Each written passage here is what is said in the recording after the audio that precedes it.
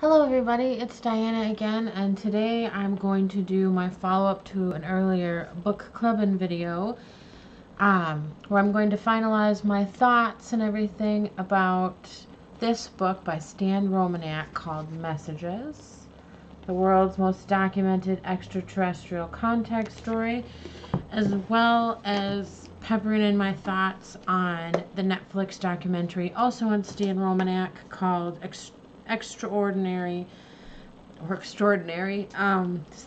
Romanek story. So the book was published in 2012. Stan and another man named Alan Danilek, and I might be pronouncing that wrong, wrote the book together. Mostly it's Stan's accounts of his extraterrestrial experiences, from weird things that happened to him, regressions where he went to a doctor and found out kind of what happened to him, to help him remember things, things that happened to his family, people around him that also witnessed some of these events that occurred, and, you know, kind of his thoughts in the end. Now, I think the most interesting thing about the story is Stan, you know, I'm not exactly sure how old Stan is. He's probably in his 40s, late 40s, early 50s right now. Let me find the picture of him that's in here. So that's Stan. And again, this was published about, 6 years ago in 2012. You know, he grew up in the Midwest. He works now in the computer field. You know, he's just kind of a simple guy, which I thought was really interesting. He's not like, he was never a believer in UFOs or extraterrestrials, any of that. He didn't believe any of that happened until things started happening to him in 2000, in December of 2000. So the interesting thing about him is that he was a complete non-believer. He also grew up in military families, you know, just a real, like, meat and potatoes kind of person, average Joe, everyday guy, not a person with a super high intellect, which he himself mentions in the book, you know. So I thought that was really interesting that something like this would happen to someone like that. Now, you can take it with a grain of salt. I do believe in aliens, personally. I don't know if they come here or not. I think that if they do, probably like humans, there's different cultures of aliens, maybe different planets they come from. Maybe they all look different. I don't know. I don't know why they come here if they do, why they only talk to certain people. Any of that. Maybe some have good intentions, some have bad intentions, but I think that it would be a pretty lonely universe to live in if we thought that nothing else was possibly out there, whether it's been here or not. I just think that because they've already, you know, postulated in the science community that there's, you know, I want to say at least 100 different planets out there that could sustain life, and highly likely many more than that. So, you know, to think that we're the only ones is really stupid, and really narrow and short-minded. But anyway, that's my opinion. You don't have to believe in it. Stan is one of 14% of Americans who claim to have some kind of extraterrestrial experience or close encounter. As far as he's concerned, you know, he's had multiple incidents of seeing them. He's taken videos of them, their ships, the actual aliens. He's also been abducted quite a few times. He's actually written, I believe, 3 books. This is the first in the series.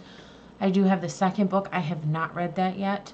And I have watched, of course, the Netflix documentary, which I'm pretty sure goes over at least the first 2 books, because a lot of what they talk about there, you know, a good chunk of stuff is not in this book. So, you know, I think I don't know a whole lot of avid readers anymore, which is kind of sad. I mean, actually, a lot of my older friends are avid readers. That's kind of how we all became friends. But if you're not, I highly recommend Extraordinary, the Stan Romanek story on Netflix. This will give you a good basis for whatever I talk about, and really you can kind of form your own opinion. Personally, because I believe in aliens, watching the documentary was a little bit frightening to me. Some of the images, things they talk about, just to think that something like that could happen to someone, whether it's malicious or not, is still frightening.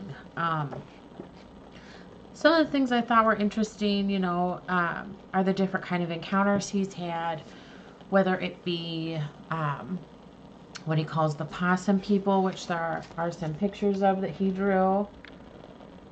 Very sci-fi, that kind of looked like humans that came to the door and knocked. His sister opened the door, they paralyzed her, they took him away, and then he eventually had a regression to figure out what happened. During a lot of the regressions by actual, like, board certified psychologists, they, I don't know, like, he would draw things during them, and then they would be given to physicists, all these drawings, and they basically talk about creating a wormhole in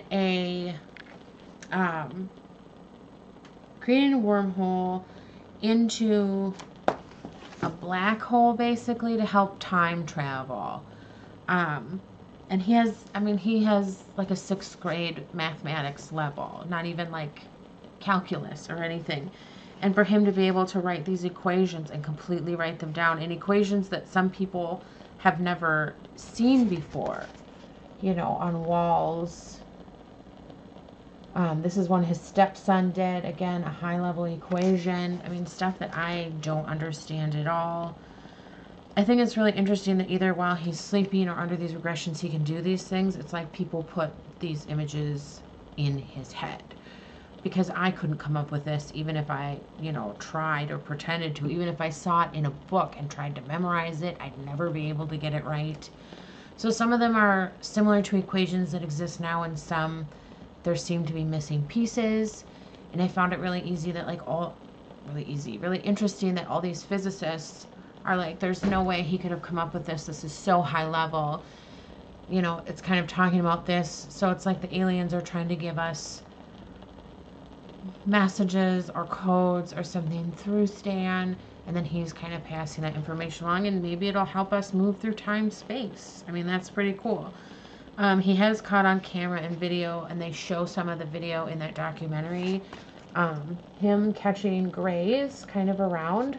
Sometimes he'll be out taking pictures with people. Other people will be with him and see spaceships at different times, or hear weird things, or see weird things. A lot of times after he's had an abduction or whatever, like the electromagnetic field around yourself, everybody has a little bit of it. Well, his would like expand somehow or intensify, and like electronics would quit or go weird around him for a while after it. There was a weird thing where he hurt himself at work or something, like hurt his leg. He went to a doctor, you know, they x-rayed, they're like, okay, we're gonna have to do this surgery and we want to schedule it for this day. And he's like, okay. So like, I think a day or two before that, they go back in, they check on it, you know, same situation, everything's the same. Okay, we're gonna do surgery in like 2 days or whatever, because they just have to make sure everything's, you know, wherever, because that's how doctors work. And so he has an abduction like the night before. He wakes up and he's like, he was using a cane to walk around for many weeks or a month or something. And his wife was like, why aren't you using the cane? And he's like, oh, I didn't even notice. Like, my leg feels fine. And he felt completely healed. I mean, this thing was like broken, like needed major surgery. And he called the doctors and he's like, I don't need the surgery, I'm fine. And they just assumed he had like cold feet or whatever. So they brought him in. They did multiple testing and he was completely healed. And there was like 3 little scars on his legs. So the aliens took him and fixed him. So sometimes they do nice things. And I thought that was really interesting. I also think it's really interesting that there's many different, very professional people in this book. Like doctors and stuff that vouch for Stan. Dr. Jack Hasher. He has a PhD in theoretical physics, and the professor emeritus of the physics of University of Nebraska at Omaha vouches for Stan. Dr. Claude Swanson, and these are all with like the equations and stuff. He has a PhD is an American physicist. He's well known within gravitational physics for his papers on polarized vacuum and stochastic electrodynamic topics. I mean, stuff that I don't understand. All these people vouch for him. Dr. R. Leo Sprinkle, he's a clinical psychologist of the University Wyoming in Laramie. He has talked to many thousands upon thousands of abductees. Dr. Jerry Hoffman.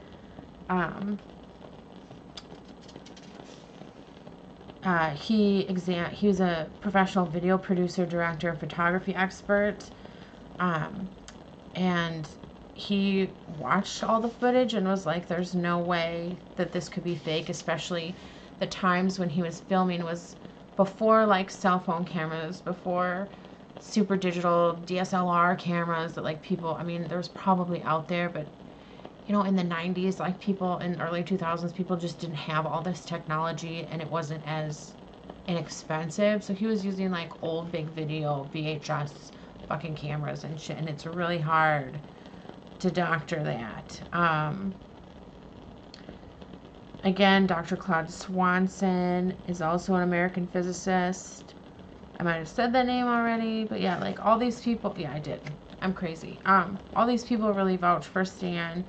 I mean, some of his stuff, it's kind of crazy. I don't know. I think it's really interesting. I really believe this story. I highly, highly recommend this book. I highly, highly recommend the Netflix special Extraordinary, the Stan Romanek story. And I really think that it's worth checking out. Something else that I found really interesting about his case was that it seemed like people were hounding him, like maybe government people or something. He could never really tell. He'd hear strange messages. He'd come in his house and it would look like it was ransacked. People took things. He had like a video recording where he recorded a ball of light that looked like, you know, a spacecraft or something kind of that went by the screen. It actually burned like the side of his house. And the very next day, people were out replacing the siding, wouldn't let him touch the siding, wouldn't give him info about themselves, really. And then only did the one side of the house, even though they claimed they were there from the landlord to like replace the siding. Only replaced just that side where that happened. And he kind of snuck a piece away when they weren't looking. And, you know, then they left and never came back. And he asked his landlord, who was on vacation at the time, like, oh, I didn't know that someone was coming or whatever. And they're like, no, nobody came. And so some really weird coincidences, you know, like black vans following him, stuff like that, just making him feel really uncomfortable in different places he moved to, mostly around California and Nebraska, or California, Colorado. So yeah, I just want to say I thoroughly enjoyed the book. I really enjoyed the documentary. I think they're both worth your while. I think you should totally see them. Maybe it'll make you change your mind or think more to possibilities out there. And if you already believe, I think this will really confirm your beliefs. I'm really excited to eventually read the second book. I won't do a video on that. I know my next thing I want to do is I'm almost done with The Handmaid's Tale by Margaret Atwood. Then I'm going to watch at least season 1 of the show, and then I'll make another video like this. This one's a little somber. It's a little different than my other videos, I know. And it's really hard for me sometimes to articulate thoughts and feelings in words to you guys all the time. But just know that I think this is totally worth the while. I totally believe in aliens, and this completely affirmed it. Yeah, I guess that's all I have to say about that for now. I'd like to hear your guys' thoughts and opinions, and if you'd like to hear more of mine, please continue watching all my other videos. Please subscribe, comment below, and have a great day.